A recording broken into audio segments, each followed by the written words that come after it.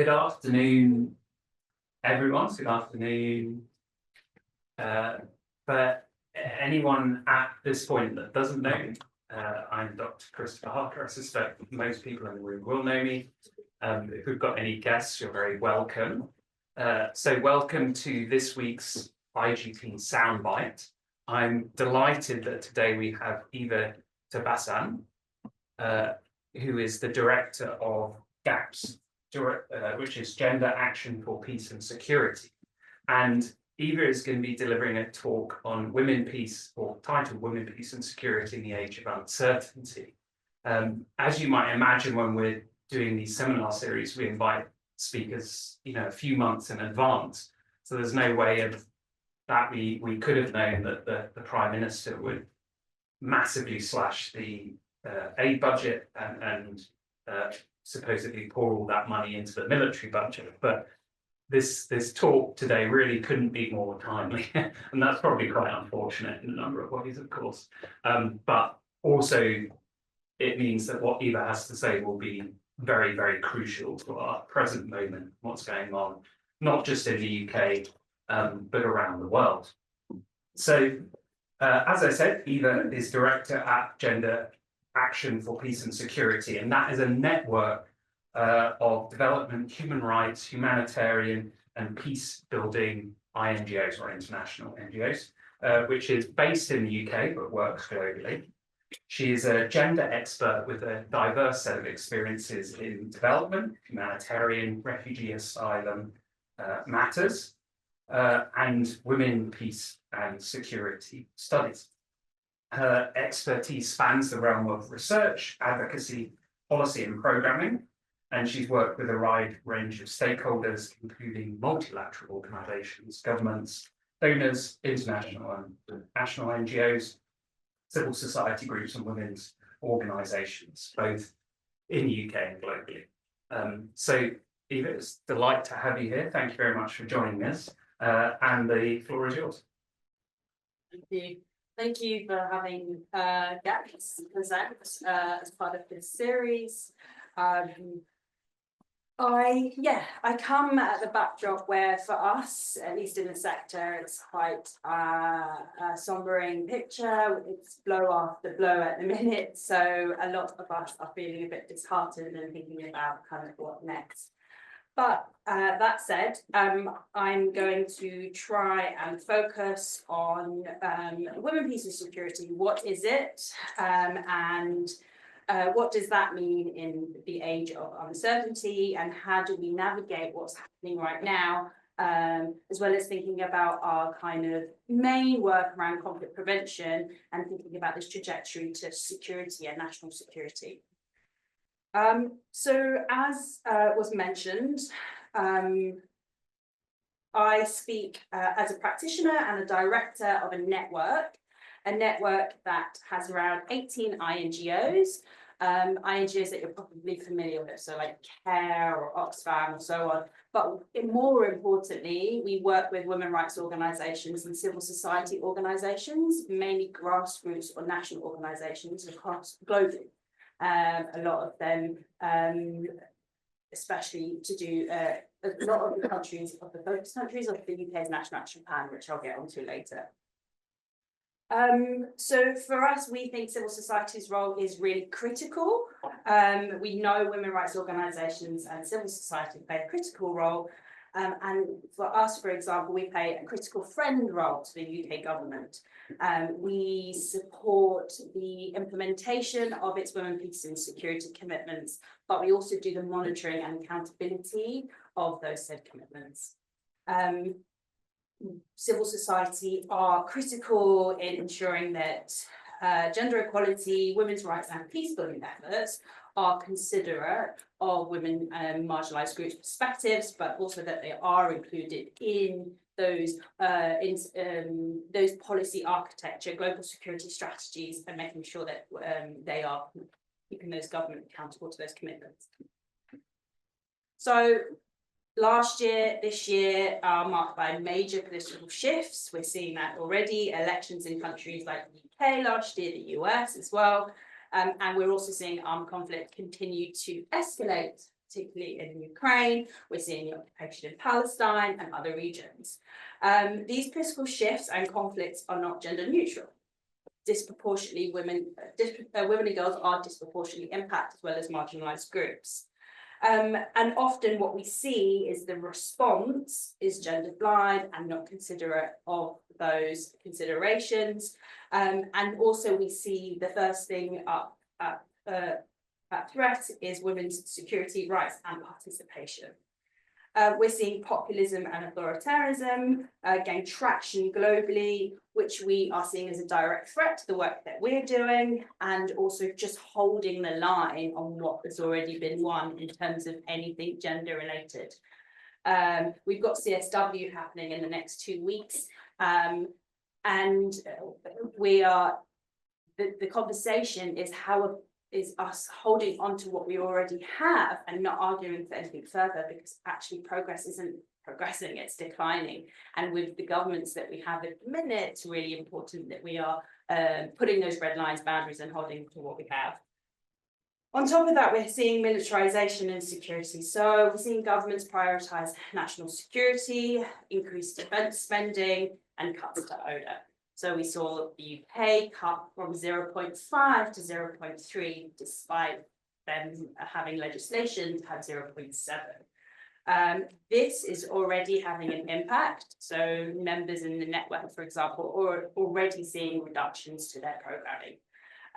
Again, the shift towards militarisation risks deepening instability, and it fails to address root causes of conflict, conflict prevention, and again, leaving gender equality and peace building on the back burner. So in this context, what does security mean for women and marginalised groups? Well, I think the first thing that we try to do is always rethink security beyond militarisation and think about what does security mean for those in their said context. And that differs vastly amongst whoever you ask. Security for someone in Colombia will not necessarily be the same for someone in Palestine. So I'm going to quickly go on to the Women, Peace and Security agenda, because I'm not sure how many of you are familiar with the agenda and the role and where the UK sits on that. So the Women, Peace and Security agenda emerged as a UN initiative, essentially to recognise the critical role that women play in peace processes and to recognise critical role that women play in peace processes, but also the disproportionate impact of conflict on women and girls. So this was formally introduced through the UN Security Council Resolution 1325 in 2000, and it's the 25th anniversary this year. The agenda aims to increase women's participation in peace negotiations, protect women from violence, particularly sexual and gender-based violence, prevent conflict through gender equality measures, and ensure that women's needs are met during relief and recovery. The Women's Peace and Security Agenda, its origins are founded in the women's rights movement and pacifism. You might be familiar with WILP, Women's International League for Peace and Freedom, back in 1905. This is where the history of women, peace and security comes from. It was the first global framework that addressed the importance of gender equality in peace building and security processes. There are 9 further resolutions related to the Women, Peace and Security agenda. And so, for example, UNSCR Resolution 1820 is focused on specifically sexual violence and conflict, whereas 2242, for example, is emphasising the need for a more broader integrated approach. So these subsequent resolutions focus on different thematic areas to really enhance the original 1325 framework. So where does the UK stand in advancing the Women, Peace and Security agenda? So they are said to be the global leader. They are the pen holder of 1325. They launched their most recent National Action Plan in 2023. It's 5 years, and it's the first time that this UK's National Action Plan considers domestic priorities. Usually and historically what has happened is you'll see global north countries focusing outward because gender is a problem everywhere else but at home, and global south majority countries focus inwards. So civil society for a very long time have been advocating for the UK to integrate its domestic and its international vision and consider the women, peace and security principles at home. So they do this for the first time, which is a win for civil society. The NAP integrates gender equality, women, peace and security across the foreign, defence and security policies. So the National Action Plan for the UK is owned by the Ministry of Defence as well as the Foreign Commonwealth Development Office. The UK has been a consistent supporter of women-led peace building, but it has also historically, well, arguably has narrowed its framing of women, peace and security. It's looked at it through the lens of CRSV, so conflict-related sexual violence. So some of you might be familiar with the Preventing Sexual Violence Initiative that was launched by William Hague about 15 years ago. That was the main kind of vehicle of work that the UK was looking at women, peace and security.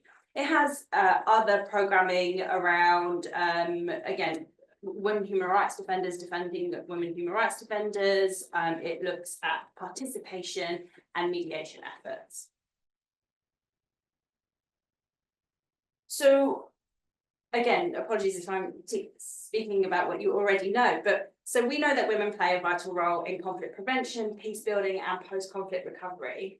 We know that gender equality in peace processes has been shown to lead to more sustainable peace and greater political stability. And this is not just because, I mean, not only just because it's women are part of society, but they bring other issues that are not considered to the table when they are included. Women are, from our research, from working with women rights organisations, are integrated with the community and bring a lot of community perspectives and needs, which often translates in peace processes, track 2 dialogues and more. And so often, sometimes what we see is that they come to sustainable outcomes.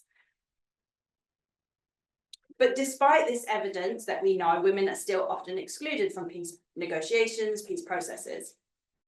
So as we discuss the women, peace and security agenda and its significance, it's really vital to underscore that role that women can play, and we know play already. Their role in conflict often challenges traditional narratives of war and violence. In many contexts, women, again, are not just merely the victims, but they're key players. They're the frontline responders. They're protecting their communities. They're risking their lives as peace builders, mediators, advocates for justice.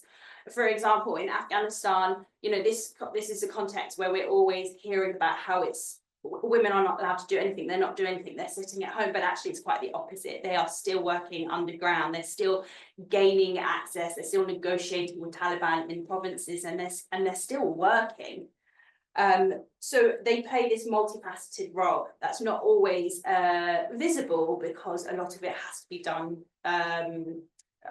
you know, sort of discreetly.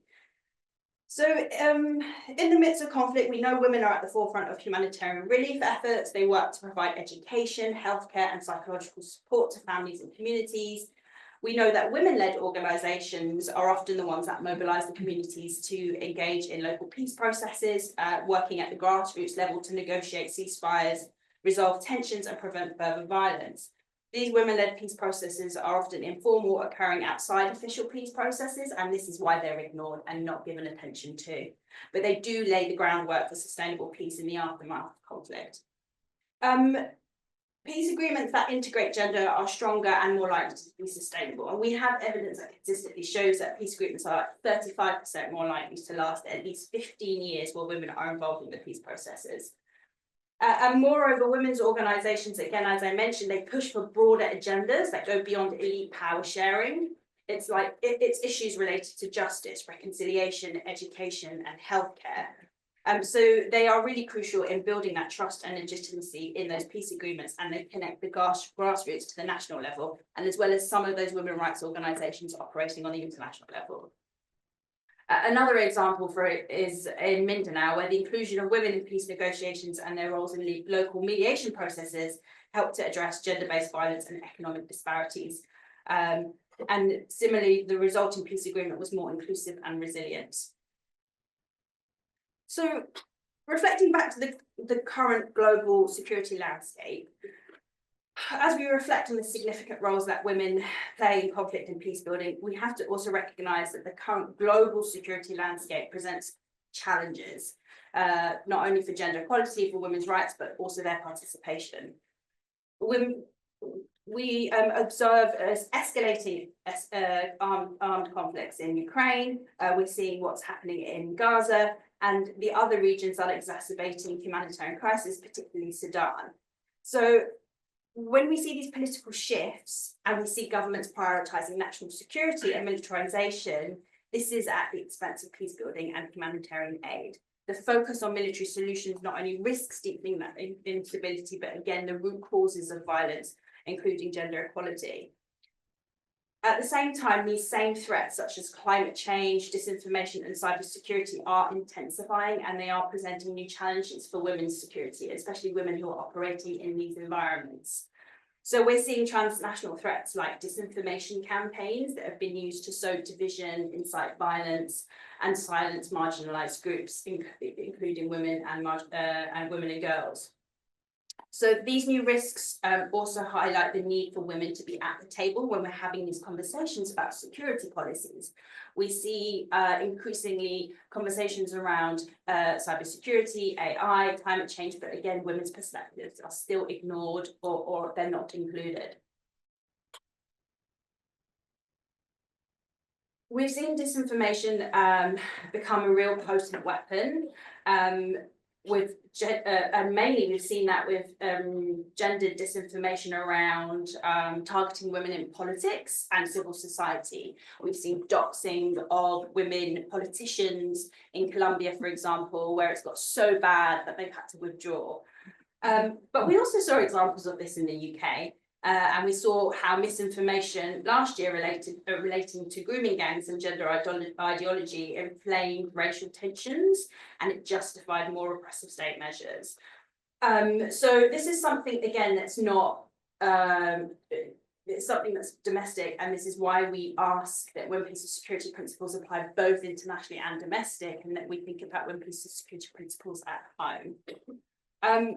Women human rights defenders and feminist movements worldwide are increasingly targeted by deepfake videos, online harassment, and smear campaigns, which is designed to discredit their leadership.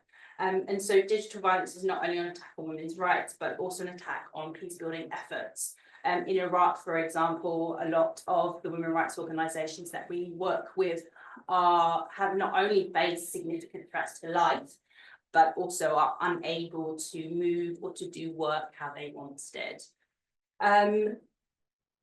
The rise of cyber threats and weaponization of technology does further exacerbate the vulnerabilities that women face, and women in conflict zones are often, again, targets of the cyber violence.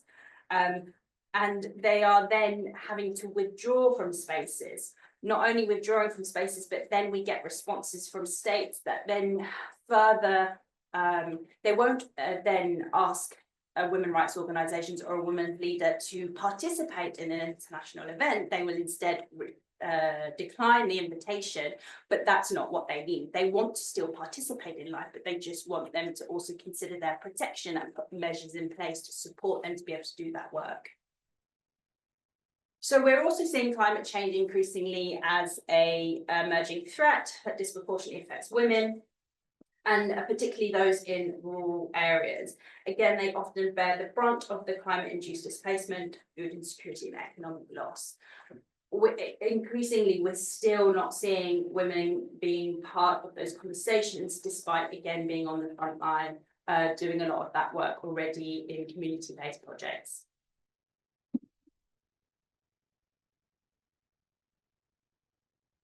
In many of the countries, what we're also seeing is the inconsistent application of rights-based frameworks.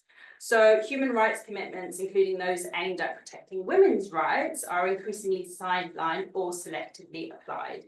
And what we're seeing, as well as here in the UK, is that trade-offs are being made between the political and economic priorities and gender equality.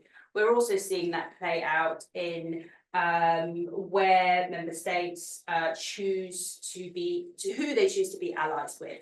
and not, for example, while privately they might be saying that we make principled decision making, they're not coming out publicly and saying that. And I think in this age, it's more important than ever, especially as we see what's happening over at the pond in the US, that governments increasingly come out and state their positions on where they stand. Especially if we're talking about women and girls' rights, and in particular, I'm thinking about SRHR and the threats to that.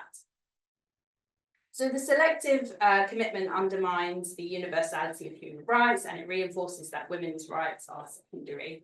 They are, when the political landscape shifts, it shifts along with that. The notion of rights for all becomes more fragile. It creates disparate impacts on women and girls, especially in conflict-affected regions. We're also seeing the rise of anti-gender movements. This is gaining traction, particularly in populist and nationalist governments. It's incredibly well resourced. These movements have become a significant barrier to the progress of the women, peace and security agenda. We will not have another resolution because we're so worried about losing again what we fought for in the previous 10. We did have an attempt by Russia to put forward a resolution in 2020, and luckily we were able to mobilize as civil society, but also mobilize with member states to push back on that. The proposed text had severely reduced and weakened language already. So we're witnessing anti-gender narratives that are being used to curtail women's reproductive rights, sexual rights, and the rights of marginalized gender groups. And often these narratives are reinforced by those same misinformation campaigns, fostering environments where gender equality is proposed as a threat to values. So the growing influence of these movements directly threaten those gains in women's rights and weakens efforts to implement the women's security agenda.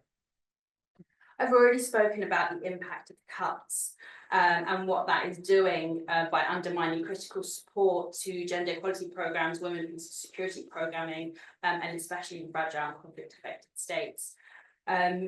This humanitarian aid is vital for women and girls in crisis situations, increasingly diverted to military expenditures under the guise of national security. Cuts to development and humanitarian systems doesn't only jeopardize the safety and dignity of women and girls, but it does weaken peace-building efforts. So we're looking at this at a very narrow lens, and we're not considering conflict prevention in its entirety. So we are seeing in the UK that they are increasingly prioritising militarisation and securitization, and this isn't just because of the recent announcement of cuts, but we've seen a shift internally in the architecture of the FCDO, for example, and changes to things like the Integrated Security Fund, which sits in the Foreign Commonwealth Development Office. Again, this attempt to look at security and then again narrow women and girls' rights down to say something like VOG, violence against women and girls, or misogyny, again, is simplifying the impact or the effects of women and girls in conflict. So what we see is as defence budgets increase, again, less financial commitments to supporting gender equality and increasing peace-building efforts. And the increasing militarisation and the increase in defence budgets and the decrease in peace-building and women, peace and security was something that the Secretary General put in his report in 2021. So every year they release a report on women, peace and security progress. I mean, they announced, they said it then, and we're just seeing that play out now. Or we're seeing it play out since, and it's getting worse. So the current global security landscape is one that was one of increasing political uncertainty, rights-based regressions, and profound consequences for the work that we do. And we're also seeing this inconsistent application of when they apply the agenda. We've been in meetings, for example, where they get it right, I say some of it right on, say, Ukraine, but for example, if we're having a conversation on Gaza, it's completely devoid of any rights-based decision-making. So often what we're asking for is a consistent, coherent application of what the UK has signed up for example. So in this volatile, uncertain world, the role of civil society organisations like ourselves, a network where we hold the UK government to account and play that critical friend role. We have sister networks globally that do the same type of thing. Our role is more important than ever. We are the ones that hold the line. We advocate on women, peace and security, women and girls' rights, accountability, and especially in the face of growing militarisation and right-wing movements. And increasingly, our sector, as well at the minute, especially INGOs, are finding it difficult to be able to be so public about to be so public or to put themselves out there in fear of reprisals or risks to more further cutting of funding if they say something that's not correct or not liked. And I say that is because it has happened. We've had women rights organisations, for example, who signed up to a statement on calling out the Israeli government last year, and Germany cuts their funding since the organisation. So this is something that's happening. It's not kind of made up. And on top of that, we're seeing the effect that the US is having on other donors. So the role of civil society organisations become more crucial. They are the ones on the front line, and often you'll find that INGOs are also third-party kind of intermediaries who do sub-granting to these smaller women's rights organisations and CSOs nationally, globally in their own context, who then are able to do the work because governments won't necessarily directly fund those. So if we're having INGOs who are impacted, and we're talking about INGOs who have like up to 60% of their money just gone because of USAID, think about those smaller CSOs, WROs, who will be decimated. They already operate on a 1% budget. They already get 1% of funding of ODA, and they operate on shoestring budgets. This will just decimate them. So I'm going to wrap up. I'm not sure what I'm doing for time, but we are at a critical juncture where the world security landscape is evolving.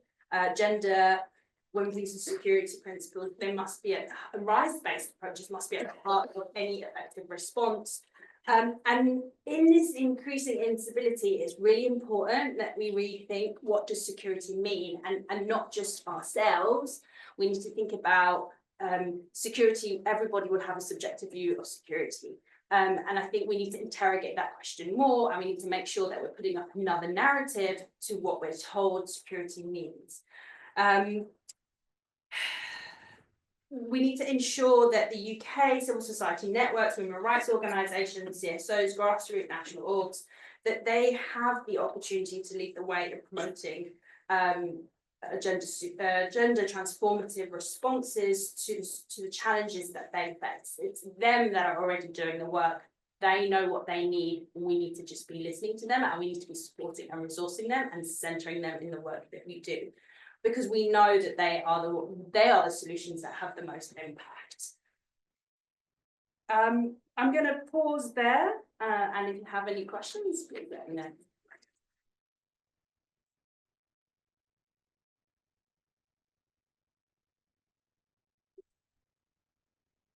Perfect. Eva, thank you very much. That's a wonderful talk. Timing was perfect. As we said at the very beginning, some really crucial and timely issues. So you've talked to us both about the kind of crucial role women are playing in conflict and peace building initiatives. And then that really clearly set out what is potentially lost in the shift towards state militarization or return. It's almost like a pendulum, I think, like judging the way in which we've seen these things happen before. So we've got 20 minutes for questions, which is excellent. So I'm going to start off with a couple of questions, if you don't mind, and then I'll open it up to colleagues on the floor. So I'm curious, just from a almost like tactical perspective. So as you said at the very beginning, you're feeling disheartened, and I can really appreciate why that is. So in terms of the response to kind of what's happening, now, right now, this week, last week, what are you thinking about? Are you thinking about focusing on particular areas? So you mentioned things like community organizing, legal campaigning and use of law, mentioning the programming and the policy advocacy. So you're thinking the strategy is, okay, in this world of limited resources, we need to focus on these aspects, or is breadth important? Like, how, as someone like really in the middle of this, how are you and your colleagues in your network sort of figuring your way through this period of crisis? Thank you. It's a hard one. I think, we're organising to the extent where, like,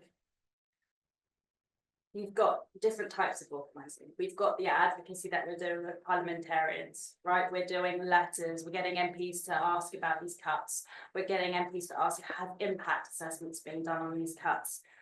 Get clarity around what this actually means for the sector, for example, for the UK. But then we're also having conversations about, and these are conversations that have been going on for a very long time, but this sector is not fit for purpose. What do we now, is this a time where we rethink and think about how we want to proceed going forward? We're increasingly having conversation. I say the INGOs, for example, in the network that I run, are having conversations around decolonisation, shifting power, resources. Is it a time to open this conversation up a bit more and really be frank about our roles, our positions, our organisations? Should our organisations be so huge and taking up space and resources? If we really want to support women rights organisations or civil society organisations, national ones, grassroots ones, do we really need to rethink the models that we're operating in? So these are some of the conversations that we are having. But I feel, again, that there's a bit of a paralysis in the sector, especially where you stand and who you work for and what your organisation does. And so coming to some unifying response, I'm not sure we're there yet, but we're definitely having those conversations. And I think for us specifically, like in the network, we're holding space with our members to ask and to have these same conversations. Like, is it now a time that we be a bit bold? Do we think about some of these hard questions that make organisations feel uncomfortable? And we'll see where we go. But a lot of it also is downsizing, redundancies, cutting programming, rethinking about prioritising programming. Mm-hmm. And just building on that, what's your view of that? Do you have any sense of the local level where maybe because of volunteering, there's less need? I'm sure there's needs for sort of money, to make things tick over. But is there, alongside what we're seeing, obviously at the top level, there's a lot of anger about what's happening and, therefore motivation to respond to it. So do you see any kind of opportunities there to sort of mobilize these people who are kind of, outraged that these issues are being sidelined or these, directions are being taken that they disagree with? Yeah, definitely. I think if I understood your question right, if the general public are outraged by cuts who believe in the power of aid, is get in contact with your MPs. It actually does work, surprisingly. If you do put enough pressure, they will bring it up to Parliament. They put questions, and it is a thorn in the backside of civil servants because they have to respond. So if there is that type of political engagement and advocacy from just general public, it's really helpful, because we also get the question that it was always said to us that, like, the public don't care about aid, or they don't care about this work that we do in international development. It's very dependent on the party that tells us that, but we do get that, and so they're always telling us, okay, well, we need to convince our constituents about the good and the impact that this does. And so I think if there are concerned constituents, they should raise this to their MPs. This will support the work that we're doing as a sector. Thanks. And one final question for me before I open things up. So I was really curious what you're thinking specifically about messaging and communication. So you mentioned your colleagues, the German example of using language that's led to funding cuts. We've seen this in the US in terms of academic research, which can't use certain words like gender and women's studies. So on the one hand, the environment is very hostile, but then, there's a long running and probably quite kind of conservative sort of affective or emotional sphere where, for instance, in a situation like the genocide in Gaza, we're told about the women and children who lost our lives because, we're meant to care more about them than men. So is there any kind of opportunities for feeding into those kind of discourses to sort of keep pushing things forward and to advance your agenda, even though it might not be the same? Or yeah, it's a hard one because we're having a conversation about language. I struggle with the binary, right? Like the soft hook is for me to talk about women and girls. So, for example, it's good that you mentioned the example of Gaza because that's where we have gone as a sector, covering all bases. We've gone into meetings, for example, with decision makers, and they'll interact, but the soft bit is the women and girls part. Like they will respond to that. They will give me a meeting for that, for example. They will follow up.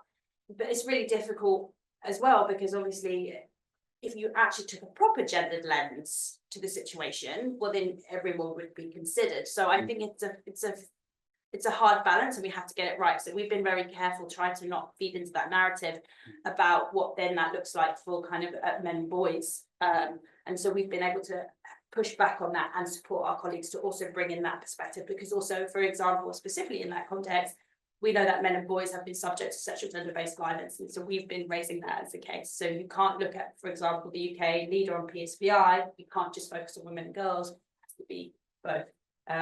It has to be all victims, survivors, sorry. And then in terms of language, I mean, we're also having this conversation around how do we talk about, especially in contexts where gender is not liked, or there's a backlash, or we talk about Western agenda. We've had to be careful that we frame those conversations, but we make sure we work with those in the country, those that are doing that work, to lead us on the language that they want, so that we're considerate of the risk to them. But also we're not, again, taking away language that they've fought so hard for. So it's a hard one. We are thinking of pragmatic and practical ways to get around, thinking about being inventive with the language, but really trying to keep the core of the thing that we're trying to say, but it's very context specific.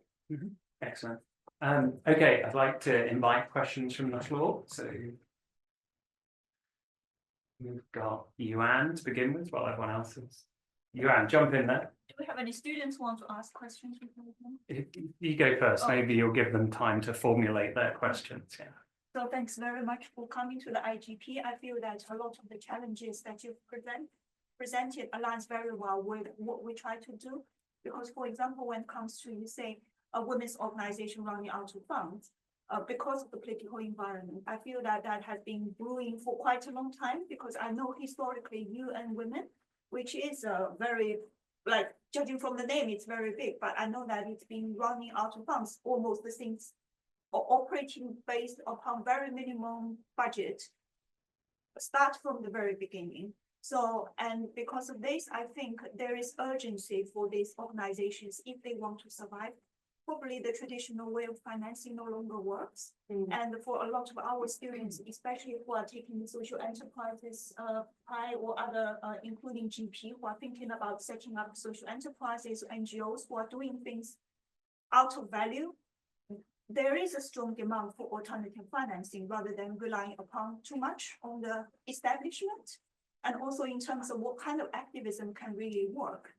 I think if you are relying upon government, for example, or donate government funding for survival, it is very limited to what extent you can actually challenge very often government policies, because there is a deep entrenched conflict of interest there. So it also requires alternative thinking about activism and what NGOs can actually do to promote their ideas rather than emphasizing too much or relying too much upon the establishment. But I feel we don't have very good solutions either in terms of financing or activism. And in contrast, I think the right wing, whether you like it or not, they are doing a much successful job in both terms of financing and advocacy. And I'm just wondering whether the organization that you are directing has thought about, because you also said, oh, writing to MPs, trying to get voices heard through the parliamentary system. But if the parliamentary system itself is not delivering, then what are the alternatives, like new initiatives that you have in your plan? And I think this is what we are trying to come up with when we teach alternatives to prosperity. Thank you. Yeah. So do you want to answer that? And then I'll... Yeah, sure. Thank you. Really good comments and questions, and I think I have 4 points on the alternative financing. I think you're right. I think we need to look at. I think we are having to look at alternative financing. It's just a must, and feminist funds are and have already been doing some of that. So they've been looking to away from government donors and thinking about how they can be sustainable. So Equality Fund has a really good model. And I would also say that I think also the UK, I think, is also looking in terms of alternative financing for the aid sector or international development. When they keep talking about meaningful partnerships, they're not talking about meaningful partnerships with CSOs or WROs, they're talking about the private sector. And I think it's about we are having to have a think about what that means as a sector ourselves, what the pros are, what the cons are, risks, and kind of think about speedily having that conversation and be ready to engage in what that means, because you know, some organizations already are, and I mean, we also had the scandal with UN Women about BlackRock, so there are all this stuff. I think we just have to do it in a rights-based way, but we do need to have this conversation. On INGOs and government funding, you're right. INGOs, they will be hesitant to speak out so frankly against the government because of that risk of funding, right? Losing that funding. And luckily, we're able to, as a secretariat, even though our network isn't, I can say it's from the secretariat, not the network, we're able to be a bit more critical. But they are worried. They rely on us to be a bit more vocal because they can't. But that is definitely an issue that we're having. And then I think there's something about framing and narrative. I think we need to get hold of the narrative. We're seeing, like, for example, on migration, it has penetrated everywhere we look. So the media, it's in the government. We're even seeing the shift internally, as I mentioned at the outset. The structures of the FCO change from what has been, like, for example, it used to traditionally be the Office for Conflict Stabilization and Mediation. They've changed it to Migration and Conflict Directorate. Like, just like that, no consultation, nothing. It really, we need to get hold of the narrative and push an alternative narrative and keep pushing against it. And I think you're right. I mean, and I give the example of getting in touch with your MPs, and I kind of scoff because, I mean, that's only going to get us so far. I'm increasingly convinced direct action is the only way. I'm just not sure how much my network is going to be persuaded about that. If you think about the last year, especially related to the situation in Gaza, how much direct action has had an impact than any of us sitting doing diplomatic advocacy. But I'll leave it at that. Mm-hmm. Yeah. Philip? Oh, no, okay. Henrietta, yeah. And then Fatima. Yeah, Henrietta. Thank you very much, Ava. I wanted to follow up on the getting hold of the narrative point of view, because one of the difficulties is what's happening in the space around language, so and its relationship to ideology. So, you know, Mr. Trump's view about any discussion of gender is that this is a gender ideology. It's an ideology. It's not a question of, you know, rights or not rights, or cutting programs or not cutting programs. So in the UN, for example, there's a huge discussion about, you know, norm challenge. So what norm challenge means in the UN is that everything that has been won under women's rights is now under discussion. Or to put it another way, you can say that gender has suddenly become woke. Okay. Now this is a big problem, a much bigger problem than the question of how you fund, how you push back against cuts in funding and so on, because this is cutting the legitimacy of any discussion around gender out of the political space. and that's the intention of that work. And I think that's much more difficult for organizations, even well-organized feminist organizations, to respond to, because by definition, if you're a feminist organization, you don't think that gender is an ideology. Right? So how are you responding to that question of sort of erasure, in a sense, of the language which allows discussion around these issues? Yeah, it's a really good question.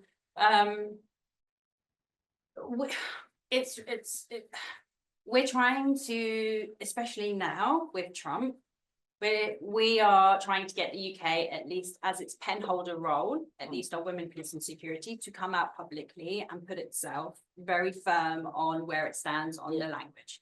Now, unfortunately, what we're seeing though is that, like, in private, they will be fearful of using that language in certain situations. So what we're trying to do encouragingly is that they do that work with organizations like ourselves, with the women's rights organizations, so to be led by them on how that they see that language should be used on those particular contexts. So for example, I'm thinking about Libya, where participation, women and gender is just, you can't use it at all. But the approach that they want to have with the Libyans, they need to be working with CSOs and WROs, and we have a help desk, for example, model where we're able to do and support that. But that's the programmatic policy work. But globally, like kind of international, with these key moments coming up, at least for us in October around women, peace and security, we keep advocating to the UK, you need to come out. It's no good you telling us that you support gender, women rights, women and girls' rights, or women, peace and security language. We need to see it. And signing things like, I think it was a year and a half ago, where they were involved with signing a resolution with the UAE on family values. Again, this is stuff that's creeping and a threat to, and contributes to this narrative around gender and woke ideology. And so it's stuff like that where, again, we mobilize, we advocate, we talk to people in New York, for example, our sister networks in New York, and we're trying to movement build together and push against, but it's coming from all angles, all levels, not only on the national, but the international. And then thinking about New York, thinking about Geneva, thinking about all those key spaces, those policy spaces, and trying to make sure that the language that we want is in communiques or statements. And so that's how we're trying to approach it, but it's a bit difficult. But definitely coming up to 25th, I mean, we're pushing hard and we want to see something from the UK and being very firm and clear. Whether we get that is another. Thank you.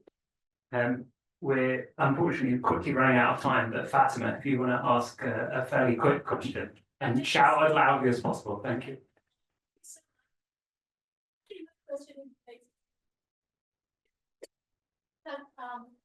Seems that we actually live in a situation that we should tackle the war of narratives. On the one hand, you mentioned the anti-gender narratives of the right wing, and on the other hand, like the gender oriented or feminist, kind of language. But it seems that with the heart right, or the right wing parties, or ideologies, the feminists are actually losing the ground because of the weakness of the narrative, I think, in a way. So for instance, in the US, Trump tries to say that we need unity, we need family, and that that's against the gender language. And so many people actually got it, not only in the US, but in the rest of the world. So I'm not sure if your organization, you're concerning these questions, but my question is about, like, what do you think about this war of narratives? How can you how can you tackle these kind of the war of narrative in an uncertain world, and now the ground that actually is not so much in our favor. So what is your view on that? I mean, I agree. I mean, it's I agree in the sense that it's strong, it's well resourced, it's everywhere, right? It's in the media, it's everything, it's disinformation. Although I would say that as feminist movements, they are pushing back and they're doing their best. It's just that the impact and how small we are compared to how big it is the challenge. And I think for us, at least from a practitioner point of view, we're trying to make sure that we're getting the gender language in any policy documents, whether that's like, you know, national, international kind of documents. I mentioned like communiques, G7 communiques, for example, making sure that gender is included in whatever is coming out, any kind of these international policy spaces, making sure that we're emphasizing on gender, working with like-minded member states, for example, to emphasize on gender.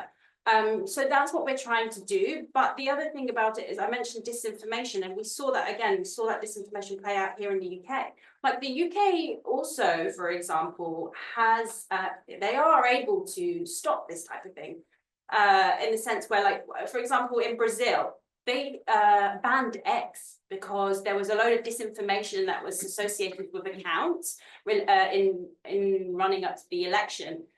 So Brazil completely like removed it from, you were banned, you could not access it. And it went all the way to the court and Musk even challenged it, right? But he ultimately, he did have to comply. He did have to remove those accounts that were doing, or that were creating disinformation and make sure that it was fit for, that it was going through the safeguarding and all those other elements. So there are things that can be done in terms of legislation, for example. So for example, we've been making the case in the UK, if you're really, really serious about protecting women human rights defenders, or you're really serious about this online violence that you're seeing, then do something about it, because your rhetoric has to match with the actions. I mean, that's what we're currently doing at the minute. I mean, it's definitely something that we're still having conversations. We're thinking about how we continue to respond, because it's just something that's ongoing.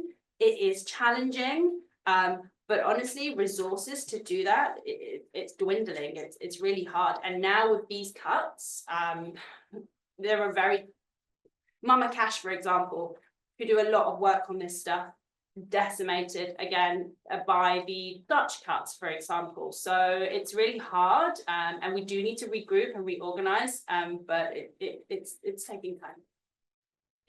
Okay, so Eva, thank you. I mean, your passion is so clear, and I think that's, what's going to, I mean, collectively is what we need at this moment when other kinds of resources are being pulled away. But I think that's a great starting point. Yeah, sorry that we've had to sort of seemingly cut things short. Unfortunately, there's another class in the room. But thank you ever so much for a wonderful talk, and please join me in thanking Eva.